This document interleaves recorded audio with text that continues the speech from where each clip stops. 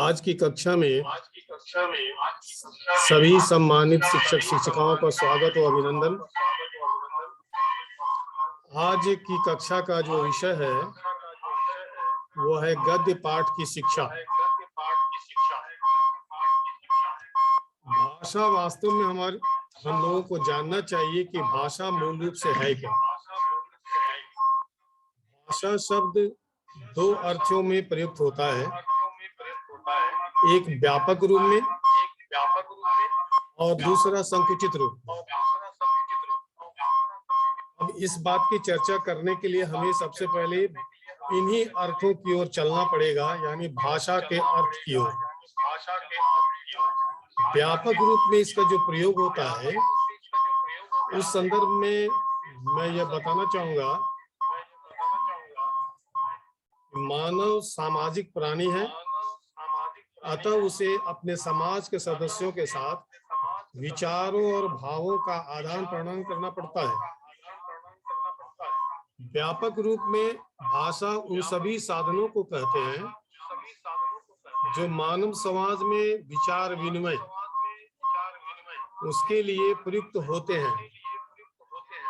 यह विचार विनिमय कभी सिर हिलाने से ही होता है, कभी हवा के या अपने हाथों और आंखों के इशारों से चुटकी बजाने से होता है, कभी कभी उंगली दबाने से, कभी झंडा दिखाने से अथवा सीटी बजाने से। जैसे सीटी का जो प्रयोग होता है आप तो देखेंगे स्काउट्स और गाइड्स में उनके विसिल्स, फौज में भी उनके विसिल्स, वो विसिल्स संकेत देते हैं कि वो क्या कहना चाहते हैं, वो क्या निर्देश दे रहे हैं। तो कभी कभी ध्वनि समूह जो है वह भी हमारी भाषा को प्रस्तुत करते हैं। और इस तरह इसके व्यापक रूप में भाषा बहुत ही विस्तृत अर्थ लिए हुए है। हमें उस विशेष या गहन अध्ययन की ओर जाने की आवश्यकता नहीं है, क्योंकि आज का जो विषय है वह गद्य पाठ की शिक्षा का है। फिर भी हमें उसकी भूमिका के रूप में यह जानना चाहिए उन संकुचित और व्यापक अर्थ को जिससे हम आगे चल के हिंदी शिक्षण के उद्देश्य और फिर हमें गद्य पाठ की शिक्षा का उद्देश्य और उन्हें बच्चों तक सही ढंग से कैसे पहुंचा पाएंगे, इस बात को समझना जरूर। संकुचित अर्थ में अगर हम भाषा के संबंध में जानना चाहेंगे तो हम कह सकते हैं कि जो व्यापक रूप में विचार विनिमय ये सभी साधनों को भाषा कहते हैं, परंतु साधारणतया भाषा का इतना विस्तृत अर्थ नहीं है। उपर्युक्त साधनों में ध्वनि समूह को छोड़कर से सभी साधन पशुओं, बहरों, गूंगों तथा असभ्य जातियों अथवा आदिवासियों में ही प्रयुक्त होते हैं, जो सांकेतिक भाषाएं होती हैं। भाषा वास्तव में प्रधानतया इन्हीं ध्वनि समूह को कहते हैं जिनकी सहायता से मानव अपने भाव विचार को प्रकट करते हैं। तो इस प्रकार भाषा की एक सामान्य जानकारी हमें रखना चाहिए। कुछ विशेष जानकारी के रूप में कुछ प्रमुख शिक्षाविदों की बातों को भी हमें ध्यान रखना चाहिए और इस संबंध में भाषा की परिभाषा को जानना भी कुछ जरूरी है। पतंजलि ने कहा है कि भाषा वह व्यापार है जिससे हम वर्णनात्मक या व्यक्त शब्दों के द्वारा अपने विचारों को प्रकट करते हैं। ये पतंजलि के जो ये शब्द हैं वह महाभाष्य में अंकित है जो संस्कृत में है। उसी प्रकार अंग्रेजी के स्वीट के अनुसार language is the expression of thought bye speech sound, ये उन्होंने कहा। अर्थात भाषा ध्वनियों द्वारा मानव के भावों की अभिव्यक्ति है। निश्चय ही भाषा का ध्वनि रूप प्रधान है और लिपि रूप गौण, परंतु व्यवहार की दृष्टि से देखा गया है कि आजकल के वैज्ञानिक तथा सभ्य जगत में ध्वनि रूप उतना प्रधान नहीं जितना कि लिपि रूप। तो इस प्रकार से हम भाषा के विविध रूपों की ओर भी कुछ ध्यान दे के चले तो फिर आगे के पादान पे जहां हम गद्य शिक्षण पाठ की ओर बढ़ेंगे उसे और भी स्पष्ट कर पाएंगे। तो भाषा के विविध रूपों में जब हम चर्चा करते हैं तो आपको में समझना चाहिए कि भाषा के विविध रूपों की विशेषताएं तदनुसार उनकी पृथक पृथक शिक्षण विधियां शिक्षक को जाननी पड़ती है। यहाँ पे एडमिट कर रहा है, अभी हम कर दिए, सब ज्वाइन हो गए 17। उनकी पृथक पृथक जो विधियां हैं उन्हें जानना बहुत जरूरी है, क्योंकि हम अपने विचारों को अन्य विधियों के द्वारा ही, जो शैक्षणिक हिंदी शिक्षण की विधियां हैं उनके द्वारा ही बच्चों तक सही ढंग से पहुंच पाएंगे।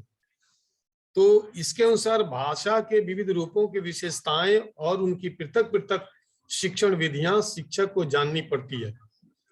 जिस प्रकार की भाषा हो उसी के अनुसार उसके पढ़ाने का उद्देश्य होंगे। मातृभाषा, प्रादेशिक भाषा, राष्ट्रभाषा, विदेशी भाषा आदि को पढ़ाने के ढंग एक दूसरे से भिन्न है। तो भाषा के विभिन्न रूप हैं, परंतु इन सभी रूपों में से मातृभाषा मानव व्यक्तित्व पर सबसे अधिक प्रभाव डालती है। और महात्मा गांधी ने मातृभाषा की महत्ता के संबंध में कहा है कि मनुष्य के मानसिक विकास के लिए मातृभाषा उतनी ही जरूरी है जितना कि बच्चे के भौतिक विकास के लिए उसकी माँ का दूध पीना वो बहुत ही परमावश्यक माना गया है। शिशु प्रथम पाठ अपनी माँ से ही पढ़ता है, इसलिए उसके विकास के लिए उसके ऊपर मातृभाषा के अतिरिक्त कोई दूसरी भाषा थोपना मैं मातृभूमि के विरुद्ध पाप समझता हूं, ऐसा विचार महात्मा गांधी जी का था। तो इससे यह स्पष्ट होता है कि मातृभाषा जो है वो बहुत ही महत्वपूर्ण है।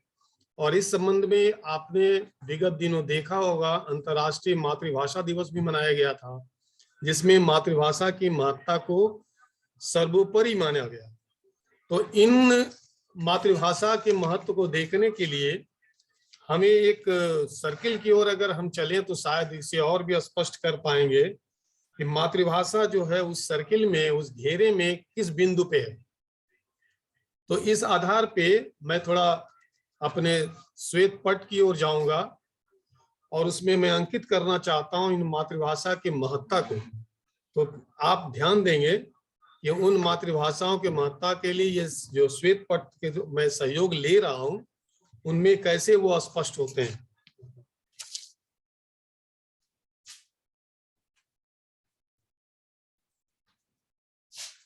इसमें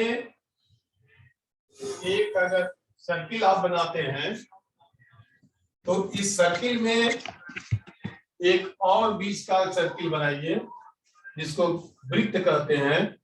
और इस प्रकार के ये 4 अगर वृत्त आप बनाते हैं, ये केंद्र दिखाई पड़ रही है। ये केंद्र में सबसे पहले जो ये है, सबसे उसके बीच में ये हमारी मातृभाषा या मदर बोली के रूप में प्रयुक्त होता है। इसको हम मातृभाषा या इनको ये मातृभाषा कह सकते हैं या बोली के रूप में भी प्रयोग कर सकते हैं। ये सबसे महत्वपूर्ण है। इसके अलावा जो हम दूसरे बिंदु पे अगर हम जाते हैं तो इसके बाद का जो घेरा है वो यह है। तो मैं इसे 2 नंबर लिख करके इसे अंकित करना चाहता हूं। ये जो 2 नंबर है मतलब मातृभाषा के बाद जिस भाषा की महत्ता होती है उस भाषा की चर्चा मैं करना चाहता हूं, उसको हम कार्यालयीय भाषा कह सकते हैं।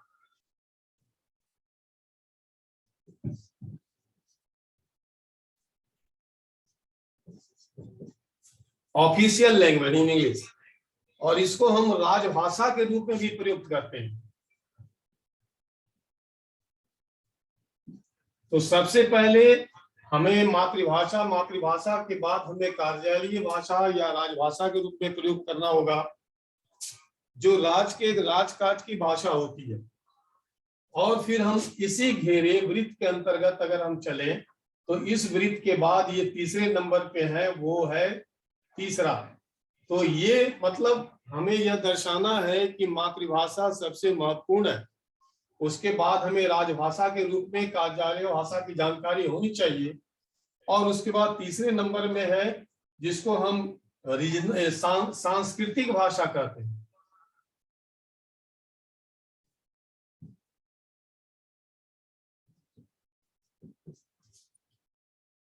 ये सांस्कृतिक भाषा जो हमारी संस्कृति से या हमारी संस्कृत में खास करके क्षेत्र में मिलते हैं, संस्कृत से संबद्ध है। ऐसे सांस्कृतिक भाषा बहुत सारे हैं जो हमारे संविधान के अनुकूल हैं।